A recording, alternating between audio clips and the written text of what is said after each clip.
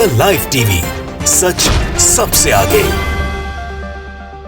नमस्कार, आप देख रहे हैं द लाइव टीवी, आपके साथ मैं हूं भुवन शर्मा। दोस्तों, पिछले 2 दिनों से लगातार सोशल मीडिया पर आरजेडी के बाहुबली नेता और पूर्व सांसद शहाबुद्दीन की चर्चा जोरों पर है। उनके देहांत के बाद से उनके करीबी, उनके समर्थक इसे मौत नहीं बल्कि साजिशन हत्या बता रहे हैं, जिसमें सरकार से लेकर जेल प्रशासन सभी इन्वॉल्व है। तो इस वीडियो में हम आपको बताएंगे कि आखिर वो कौन कौन सी बड़ी बातें हैं जो शहाबुद्दीन की मौत पर न सिर्फ सवाल खड़े करती हैं बल्कि ये भी बताती हैं कि इस मुल्क में कैसे कोरोना में भी जात, धर्म, विचारधारा और राजनीतिक बैकग्राउंड देखकर भेदभाव किया जाता है, न सिर्फ जीते जी बल्कि मरने के बाद भी। तो चलिए शुरुआत से शुरू करते हैं। सीवान लोकसभा सीट से 4 बार सांसद रहे सैयद शहाबुद्दीन तिहाड़ जेल में बंद थे। उन्हें सेपरेटेड वार्ड यानी कि एक अलग से वार्ड में रखा गया था, जहां दूसरा कोई शख्स, दूसरा अपराधी, दूसरा व्यक्ति नहीं था। फिर अचानक से वहां कोरोना कैसे पहुंच गया? कैसे शहाबुद्दीन कोरोना पॉजिटिव हो गए? इसका जवाब आपको इस खबर में मिलेगा। देखिए, जरा देखिए और गौर से पढ़िए भी। शहाबुद्दीन के वकीलों ने दावा किया कि वो उसे जेल के ऐसे सेल में रखा गया था जहां पर पॉजिटिव मरीज भी थे। यही नहीं, इसको लेकर 28 अप्रैल को बाहुबली के वकीलों, जिसमें सलमान खुर्शीद और रणधीर कुमार शामिल हैं, उन्होंने अपनी रिट पिटीशन में दिल्ली हाईकोर्ट की जस्टिस प्रभा एम सिंह के सामने कहा था कि क्लाइंट यानी शहाबुद्दीन की जान की रक्षा करें, उसके स्वास्थ्य पर नजर रखें और उसे मोबाइल फोन रखने की अनुमति भी मिले ताकि वो अपने पारिवारिक सदस्यों के साथ संपर्क में रह सके। खबर तो यहां तक है कि शहाबुद्दीन के वार्ड में एक आतंकी को भी डाल दिया गया था। उस आतंकी का नाम सैयद अली नवाज था, जो कि सीरियस कोविड पेशेंट था। न सिर्फ शहाबुद्दीन बल्कि इसी जेल में बंद छोटा राजन भी यहीं से कोरोना पॉजिटिव हुआ। अंडरवर्ल्ड डॉन छोटा राजन। अब बताइए, तिहाड़ जेल का वो हिस्सा जो सबसे ज्यादा सेफ, सुरक्षित माना जाता है, जहां दावा यह किया जाता है कि परिंदा भी पर नहीं मार सकता, वहां पर कोरोना खुद तो चलकर आया नहीं होगा। यही वो साजिश का पहला हिस्सा, पहली कड़ी, पहला सबूत है जिसमें कोरोना का इस्तेमाल शहाबुद्दीन को मारने के लिए किया गया। हालांकि इसकी न्यायिक जांच की मांग अब उनके समर्थक पुरजोर तरीके से कर रहे हैं। सुनिए जरा। इनके वार्ड में एक पाकिस्तानी टेररिस्ट सैयद नवाज को रखा गया, जो कोविड पेशेंट था, जिसके father son of Syed Ali Nawaz, son of Syed Mohammed. हम लोग हाई कोर्ट में भी पिटीशन अपने डाले हुए हैं। जो सीरियस कोविड पेशेंट था, उसको लाके इनके वार्ड में रखना, ये जेल प्रशासन की साजिश की बू आ रही है। हम जेल प्रशासन, डीजी पे आरोप लगा रहे हैं कि उन्होंने डेलिबरेटली इनको मारने की कोशिश की गई है, उस टेररिस्ट को इनके वार्ड में लाके, जिसके कारण शहाबुद्दीन, छोटा राजन, दोनों आदमी इफेक्टेड हुए, कोविड पेशेंट हुए। इसके ठीक बाद जब कोरोना पॉजिटिव की खबर सामने आई शहाबुद्दीन की, तो जाहिर है हाई प्रोफाइल केस के लिए ऐसे मामलों को एम्स अस्पताल या बड़े अस्पताल ले जाया जाता है। अंडरवर्ल्ड डॉन छोटा राजन से जुड़ी खबर आई कि उसे कोरोना पॉजिटिव होने के बाद एम्स में एडमिट किया गया। लेकिन जब बात शहाबुद्दीन की आई कि वो कोरोना पॉजिटिव हुए, तो उन्हें एम्स जैसे बड़े अस्पताल ले जाने के बजाय दीनदयाल अस्पताल जैसे अस्पतालों में एडमिट किया गया, जो स्केल में छोटे हैं। साफ है कि एक आतंकी को स्पेशल ट्रीटमेंट दिया जाता है।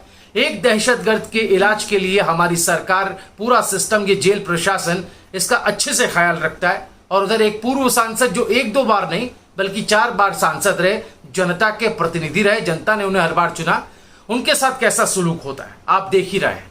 क्या शहाबुद्दीन का अधिकार नहीं था कि उनका इलाज भी एम्स जैसे बड़े अस्पताल में होता? डीडीयू जैसे अस्पताल में भर्ती कराकर शहाबुद्दीन की मौत होने का इंतजार किया जा रहा था क्या? ये सवाल अब लोग पूछ रहे हैं। इस पर जब हाईकोर्ट में उनके सही से इलाज की मांग और इसकी निगरानी की मांग की गई, तो तुरंत उन्हें बाद में वेंटिलेटर पर चढ़ा दिया गया, जबकि उस वक्त इसकी कोई जरूरत नहीं थी। सुनिए इस पर उनके करीबी और समर्थक क्या कह रहे हैं, क्या इल्जाम लगा रहे हैं। हाईकोर्ट के आदेश के बाद इन लोगों ने उनको वेंटिलेटर पर चढ़ा दिया। उस समय तक वो बिल्कुल सही थे, ऑक्सीजन लेवल 96-97 था, किसी प्रकार का कोई कॉम्प्लिकेशन नहीं था, उनका पल्स रेट सही था, बीपी सही था, ना उनको शुगर है, ना हार्ट डिजीज है, कुछ नहीं है। फिर इतना क्रिटिकल क्यों? तो ये दूसरा पॉइंट था जो शहाबुद्दीन की मौत एक साजिशन की गई हत्या की ओर इशारा करती है। इस पॉइंट से ये तस्दीक होता है। अब आते हैं उस तीसरे पॉइंट पर जो सबसे अहम है, क्योंकि अब तक तो जीते जी शहाबुद्दीन के साथ उनके अधिकारों को कुचलकर इलाज तक देने में भेदभाव किया जाता रहा। पहले एक सीरियस कोविड पेशेंट आतंकी को उनके वार्ड में डालकर उन्हें जबरन कोरोना से संक्रमित कराया गया। फिर एक अंडरवर्ल्ड डॉन को इलाज के लिए शहाबुद्दीन के इलाज से ज्यादा उनको तरजीह देकर बड़े अस्पताल में एडमिट करा दिया गया।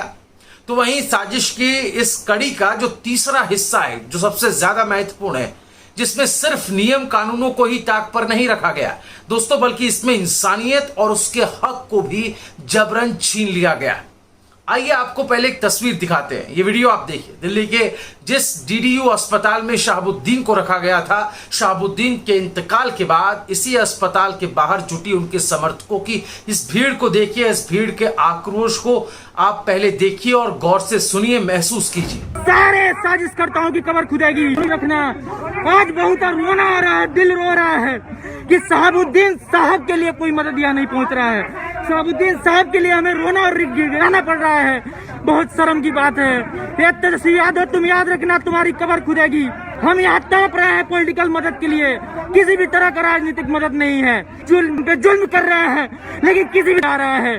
अरे सरकार, मोदी और अमित शाह, तुम लोग भी सुन लो, तुम लोगों का हश्र बहुत बुरा होगा। हम लोगों के साथ खिलवाड़ किया जा रहा है, हम लोगों के साथ खिलवाड़ किया जा रहा है। आज लोग कहाँ हैं? लोग कहाँ हैं?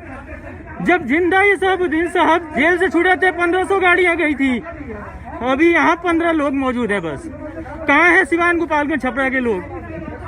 पुलिस बल उतारा गया है। जबरदस्ती ये कहा जा रहा है कि लाश आपको नहीं हैंड ओवर किया जाएगा, न लाश आईटीओ जाएगी और न ही साइन भाग जाएगा, बल्कि अपना मनमाना कर रहे हैं। यहाँ किसी भी तरह का पॉलिटिकल मदद नहीं है। तो सुना आपने, दरअसल ये लोग मांग कर रहे थे कि शहाबुद्दीन की डेड बॉडी को वो उनके पैतृक गांव ले जाना चाहते हैं और अपने रीति रिवाज से उनका अंतिम संस्कार करना चाहते हैं। अब आप साजिश देखिए। जिस कोरोना के आधार पर, कोरोना का हवाला देकर शहाबुद्दीन के मृत शरीर को उनके पैतृक गांव नहीं ले जाने दिया गया, उस कोरोना की रिपोर्ट जो है वो नेगेटिव आई थी। यानी कि ये बात भी लोगों से छिपाई गई। ये सब क्यों जानबूझकर किया गया? ये सरासर भेदभाव नहीं तो और क्या है, आप ही बताइए। एक और आज तक के मशहूर एंकर रोहित सरदाना की कोरोना से मौत हो जाने पर उनके पार्थिव शरीर को उनके पैतृक गांव ले जाने की न सिर्फ परमिशन दी जाती है, अनुमति दी जाती है, बल्कि ससम्मान पूरे रीति रिवाजों से उनका अंतिम संस्कार तक किया जाता है। और वहीं दूसरी ओर है शहाबुद्दीन, जिनकी रिपोर्ट नेगेटिव आने पर उनके घर वालों से, उनके गांव वालों से, उनके चाहने वालों से, उनके मृत शरीर पर से भी उनका हक छीन लिया जाता है। ये भेदभाव क्यों? उनको उनके गांव में दफनाने तक क्यों नहीं दिया गया? यानी कि अगर कोई शख्स किसी खास विचारधारा से जुड़ा है, खासकर वो विचारधारा जो सत्ता में स्थापित राजनीतिक दल के साथ मेल खाती है, तो फिर चाहे कोरोना ही क्यों ना हो, उसे वो सब अधिकार दिए जाते हैं जो उसे संविधान, धर्म और हमारा समाज देता है। लेकिन वहीं एक दूसरा शख्स जो ना सिर्फ किसी ऐसी पार्टी से है जो बिहार में आपकी प्रतिद्वंदी है, बल्कि उसका मजहब भी अलग है, उसकी कोरोना रिपोर्ट नेगेटिव भी आती है, तब भी उसके साथ उसकी मौत के बाद भेदभाव किया जाता है। आप ही बताइए, क्या ये सब जायज है? क्या वाकई इसकी न्यायिक जांच नहीं होनी चाहिए?